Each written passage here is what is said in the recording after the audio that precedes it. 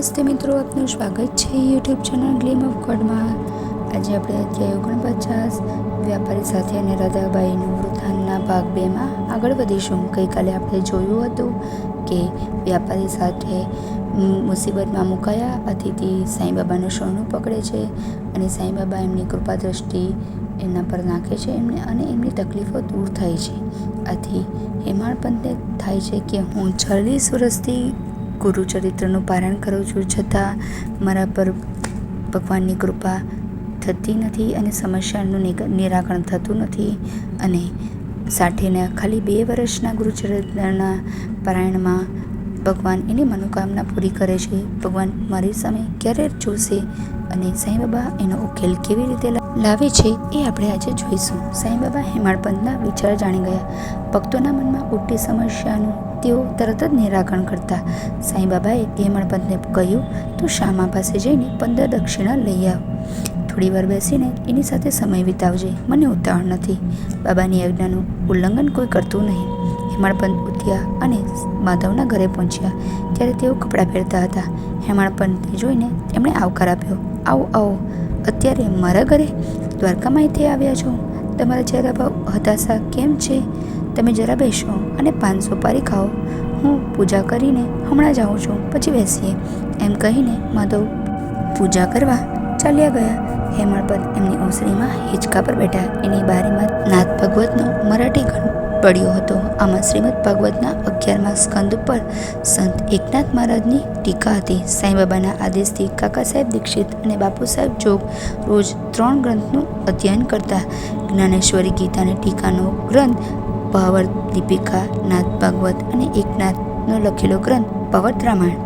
ભક્તો જ્યારે સાંઈબાબાને કોઈ પ્રશ્ન કરતા ત્યારે બાબા એનો ઉત્તર આપતા, પરંતુ વધુ અધ્યયન માટે આ 3 ગ્રંથ વાંચવાની સલાહ આપતા।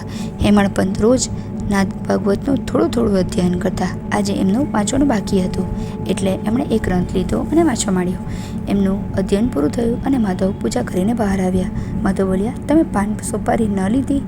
મને સાંઈબાબાએ તમારી પાસે મોકલ્યો છે। એમણે 15 રૂપિયા દક્ષિણા મંગાવી છે અને કહ્યું છે કે થોડીવાર તમારી સાથે સમય વિતાવું। માધવ આશ્ચર્યથી બોલ્યા, મારી પાસે તો પાઈ પણ નથી દક્ષિણામાં। સાંઈબાબાને મારા 15 નમસ્કાર કહેજો। ઠીક છે, પણ આપણા પાપનો નાશ થાય તેવી બાબાની કોઈ લીલા મને બતાવો। માધવ બોલ્યા, બાબાની લીલાનો કોઈ પાર નથી, એનું વર્ણન હું કેવી રીતે કરું? બહાર તેઓ લીલા કરતા લાગે છે, પણ એમની વાણી અર્થ ભરેલી હોય છે, એમને પામવી ઘણી અઘરી હોય છે। મને ગામડિયાને શું જ્ઞાન? બાબા પોતે જ તમને કથા કેમ નથી કહેતા? તમારા જેવા વિદ્વાનને મારા જેવા મૂર્ખ પાસે કેમ મોકલી આપે છે? તેમની વાત તો નિરાળી જ છે। હું તો એટલું જ જાણું છું કે તેઓ પરમ જ્ઞાની છે।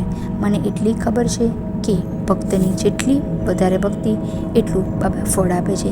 કહે બાબા ભક્તોની આકરી પરીક્ષા કરે છે, પછી જ એનો ઉપદેશ કરે છે। માધવના આ વચન સાંભળી હેમાળપંથ ચમક્યા। તરત જ એમને ગુરુચરિત્રના વાંચનની યાદ આવી। એમના મનને શાંત કરવા જ સાંઈબાબાએ એમને માધવ પાસે મોકલ્યા હતા। તેઓ માધવની વાત રસપૂર્વક સાંભળવા લાગ્યા। સાંઈબાબા ભક્તોને કેટલો પ્રેમ કરતા હતા અને એમની કેટલી ફિકર કરતા હતા તેની વાત માધવ ઉત્સાહથી કરી રહ્યા હતા। ખાસાબા દેશમુખની માં રાધાબાઈ સાંઈબાબાની સંત તરીકેની કીર્તિ સાંભળી સંગમનેરથી શિરડી આવ્યા। દ્વારકામાં આવી રાધાબાઈએ સાંઈબાબાના દર્શન કર્યા। એમના મનમાં બાબા માટે ભક્તિ જાગી ઉઠી। એમને થયું, બાબા મને ગુરુ તરીકે ઉપદેશ અને મંત્ર આપે તો મારો જન્મ સફળ થઈ જાય, પાછલી ઉંમરે મારું કલ્યાણ થઈ જાય।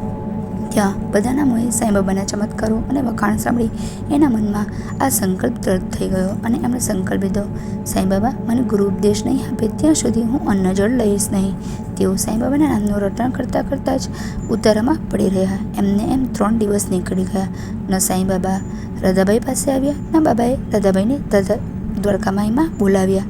હેમાળપંથને થયું, આમ તો આ દોષી રામશરણ થઈ જશે। તેઓ બાબા પાસે જઈને કહેવા લાગ્યા, દેવ આપ તો બધું જ જાણો છો, રાધાબાઈ તમે ગુરુ ઉપદેશ ન આપો ત્યાં સુધી અન્નજળનો ત્યાગ કરીને બેઠા છે। આજે 3 દિવસ પૂરા થઈ ગયા, તમે તો પગમાં દોરી બાંધેલી ચકલીને ખેંચો તેમ ભક્તોને ખેંચી લાવો છો, તો આ દોષીમા પર કેમ દયા નથી કરતા? એ ભરે હઠાગ રહી છે, મરી ગયા તો લોકો કહેશે સાંઈબાબાએ ગુરુ ઉપદેશ ન આપ્યો એટલે ડોસીમાએ પ્રાણ ખોયા। બાબા તમે એના પર દયા કરો। ઠીક છે, એને દ્વારકામાઈમાં લઈ આવો। હેમાળપંથ ટેકો દઈને રાધાબાઈને દ્વારકામાઈમાં લઈ આવ્યા। રાધાબાઈએ સાંઈબાબાના ચરણ સ્પર્શ કર્યા અને ઠામડાના ટેકે હાથ જોડીને બેઠા. સાંઈ બાબા બોલ્યા, તું તો મારી માય છે, હું તારો બાળક છું, મારા પર દયા કર. હું તને મારી વાત કહું છું, તું એ ધ્યાનથી સાંભળશે તો તારું કલ્યાણ થશે. હું ગુરુકુળમાં ઉછરીને મોટો થયો. હું મારા ગુરુ પાસે 12 વર્ષ રહ્યો. મારા માતા પિતા કોણ હતા એની મને ખબર ન હતી. ગુરુજી અત્યંત પ્રેમાળ અને દયાના સાગર હતા. એમનું મમતાનું વર્ણન કરવા મારી પાસે શબ્દો નથી. એક માં પોતાના બાળકને જેમ ઉછેરે એનાથી પણ વધુ પ્રેમ તેઓ મને ઉછેરી કરતા હતા. મને ગુરુકુળનું કોઈ કામ સોંપતા નહીં. રાતે મારું ઉઠવાનું ખસી જાય તો કાળજીથી મને ઉઠાવતા. હું બરાબર જમું છું કે નહીં તેના પર પણ તેઓ ધ્યાન આપતા. એ મારા મા બાપ, ભાઈ બહેન બધું જ હતા.